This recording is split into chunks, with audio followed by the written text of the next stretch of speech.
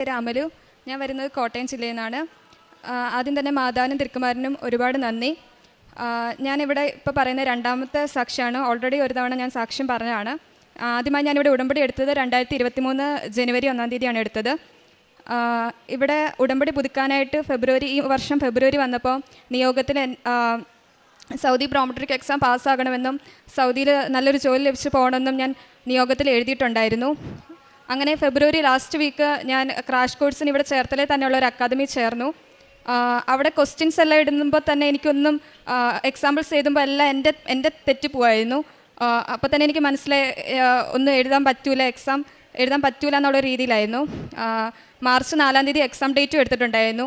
അങ്ങനെ crash course കഴിഞ്ഞ് നേരെ ഞാൻ ഇവിടെ വന്ന് മാതാവിൻ്റെ ഈ ഫ്രണ്ട് ഇരുന്ന് കരഞ്ഞ് പ്രാർത്ഥിക്കാൻ തുടങ്ങി. മാതാവ് എന്നെക്കൊണ്ട് പറ്റത്തില്ല, എൻ്റെ കഴിവുകൊണ്ടൊന്നും പറ്റത്തില്ല എന്ന് പറഞ്ഞ് കരഞ്ഞ് പ്രാർത്ഥിക്കാൻ തുടങ്ങി. അങ്ങനെ ജോസഫ് അച്ഛൻ്റെ ബ്ലെസ്സിങ്സ് മേടിച്ച് 4 തീയതി എക്സാം എഴുതാനായിട്ട് പോയി.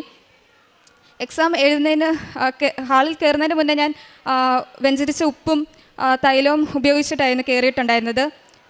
എക്സാം ഹാളിൽ കയറി ഒരു 5 മിനിറ്റ് കഴിഞ്ഞപ്പോൾ തൊട്ട് എനിക്ക് ഭയങ്കര കഴുത്ത് വേദനയും ബാക്ക് പെയിനും തുടങ്ങി. ഞാൻ ആലോചിച്ച് ഈ 3 മണിക്കൂർ ഞാൻ എങ്ങനെ ഇരിക്കുമെന്ന് എനിക്ക് ഒന്നും അറിയത്തില്ലായിരുന്നു. അങ്ങനെ ഞാൻ എൻ്റെ കൊന്തയിലുള്ള കാശ് രൂപം പിടിച്ച് ഞാൻ പ്രാർത്ഥിക്കാൻ തുടങ്ങി. അപ്പോൾ ഈ സിസ്റ്റത്തിൽ ഇങ്ങനെ ടൈം പൊയ്ക്കൊണ്ടിരിക്കുകയായിരുന്നു. ഞാൻ എന്ത് ചെയ്യണമെന്ന് അറിയത്തില്ല. അവിടെ നിന്ന് പ്രാർത്ഥിക്കാൻ തുടങ്ങി. പിന്നെ ക്വസ്റ്റ്യൻസ് പോലും വായിക്കാണ്ട്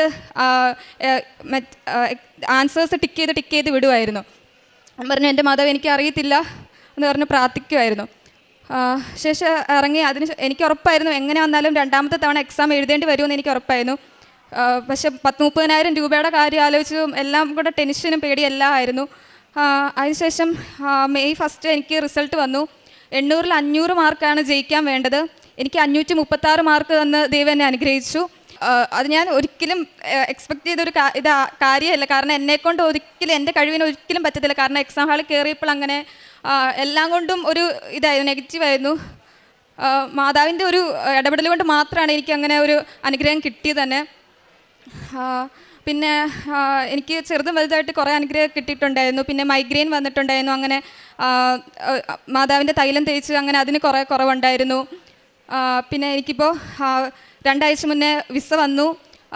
2 ദിവസം മുന്നേ ടിക്കറ്റ് വന്നു. നാളെ പോകാനായിട്ട് ടിക്കറ്റ് വന്നു. എല്ലാം പെട്ടെന്നായിരുന്നു. ചിലർക്കൊക്കെ നല്ല താമസം ഉണ്ടെന്ന് പറയുന്നുണ്ടായിരുന്നു. മാതാവിൻ്റെ ഇടപെടൽ കൊണ്ട് പെട്ടെന്ന് 2-3 മാസം കൊണ്ട് എനിക്കെല്ലാം പെട്ടെന്ന് ശരിയാകുമായിരുന്നു. മാതാവ് ഈശ്വരൻ തന്ന ഇതിന് ഒരുപാട് നന്ദി. ഞാൻ പ്രേക്ഷിത പ്രവർത്തനമായിട്ട് ഞാൻ കൃപാസനം പത്രം മേടിക്കുകയും കൂടുതൽ അക്രൈസ്തവർക്കായിരുന്നു കൊടുത്തുകൊണ്ടിരുന്നത് തന്നെ. പിന്നെ ഞാൻ വർക്ക് ചെയ്തുകൊണ്ടിരുന്നിടത്ത് സാലറി കുറവാണെന്നുണ്ടെങ്കിലും അതിനകത്തുനിന്ന് കിട്ടുന്ന ഒരു വിഹിതം പാവപ്പെട്ടവർക്കും അങ്ങനെ കൊടുക്കാൻ ശ്രമിച്ചിട്ടുണ്ടായിരുന്നു. വിലാപങ്ങളുടെ പുസ്തകം 3-ാം അധ്യായം 22 മുതലുള്ള വാക്യം. കർത്താവിൻ്റെ സ്നേഹം ഒരിക്കലും അസ്തമിക്കുന്നില്ല, അവിടുത്തെ കാരുണ്യം അവസാനിക്കുന്നില്ല. ഓരോ പ്രഭാതത്തിലും അത് പുതിയതാണ്, അവിടുത്തെ വിശ്വസ്തത ഉന്നതമാണ്. പരിശുദ്ധ അമ്മയുടെ പ്രത്യക്ഷീകരണ സാക്ഷിയായിട്ട് അമലു തോമസ് കോട്ടയം തൻ്റെ അനുഭവ സാക്ഷി നമുക്ക് മുമ്പിൽ പങ്കുവെക്കുകയായിരുന്നു. സൗദി പ്രോമെട്രിക് എക്സാം പാസ്സാവുക എന്നതായിരുന്നു ഈ മകളുടെ നിയോഗമെന്നത്, അവിടെ ജോലി ലഭിക്കുവാനായിട്ട്.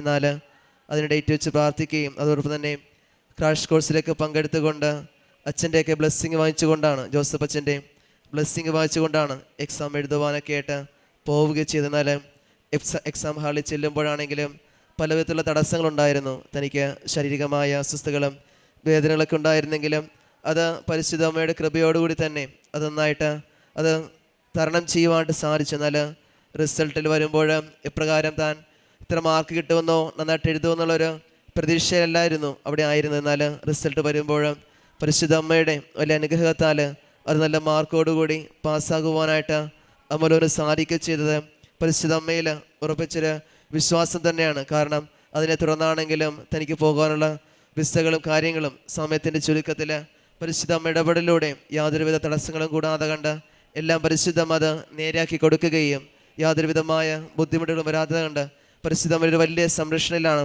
ഈ മകൾക്ക് സൗദിയിലേക്ക് പോകുവാനും ജോലിക്ക് വേണ്ട കാര്യങ്ങളൊക്കെ റെഡിയാക്കി ചെയ്തത്. ഇനി മുമ്പോട്ടുള്ള ജീവിതത്തിൽ പരിശുദ്ധ അമ്മയോട് ചേർന്നുകൊണ്ട് ഉടമ്പടി ജീവിതത്തിൽ പ്രത്യക്ഷീകരണ സാക്ഷിയാകാൻ ഇനി ഈ മകളെ അനുഗ്രഹിക്കട്ടെ നമുക്ക് പ്രാർത്ഥിക്കാം. ഒപ്പം നമ്മളെയും പ്രത്യക്ഷീകരണ സാക്ഷികളായിട്ട് ഈ അൾത്താരയിൽ പരിശുദ്ധ അമ്മ ഉയർത്തണമേ എന്ന് നമുക്കും പ്രാർത്ഥിക്കാം.